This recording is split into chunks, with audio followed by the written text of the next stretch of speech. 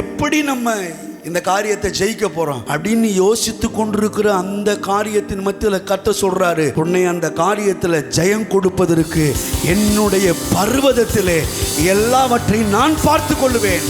நான் சொல்றேன், ஆதாமுக்கு தேவையான எல்லாமே அவருடைய பர்வதத்திலிருந்து பார்த்து கொள்ளப்பட்டதுதான். ஆபிரகாமுக்கு தேவையான எல்லாமே அவருடைய பர்வதத்திலிருந்து பார்த்து கொள்ளப்பட்டதுதான். ஆகாருக்கு தேவையானதும் பார்த்து கொள்ளப்பட்டது, அன்னாளுக்கு தேவையானதும் பார்த்து கொள்ளப்பட்டது, இஸ்மவேலுக்கு தேவையானதும் பார்த்து கொள்ளப்பட்டது, ஈசாக்குக்கு தேவையானதும் பார்த்து கொள்ளப்பட்டது. ஒரு மனுஷன் இஸ்ரவேலனுக்கும் எல்லாம் பார்த்து கொள்ளப்பட்டது. அந்த ஒரு மனுஷனுடைய சந்ததியில் பிறந்த 30 லட்சம் இஸ்ரவேல் ஜனங்களுடைய தேவைகளும் கர்த்தருடைய பர்வதத்திலே பார்த்து கொள்ளப்பட்டது. நான் சொல்றேன், கூப்பிடுகிற காக்கை குஞ்சுகளுக்கும் அவர்தான் எல்லாவற்றையும் பார்த்து கொள்கிறார்.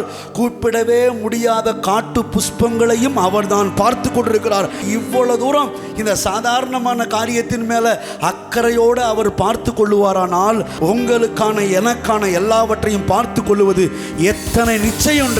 நான் சொல்றேன், யெகோவா ஈரே, புதிய மாதத்தில் எல்லாவற்றையும் அவரே பார்த்து கொள்ளுவார்.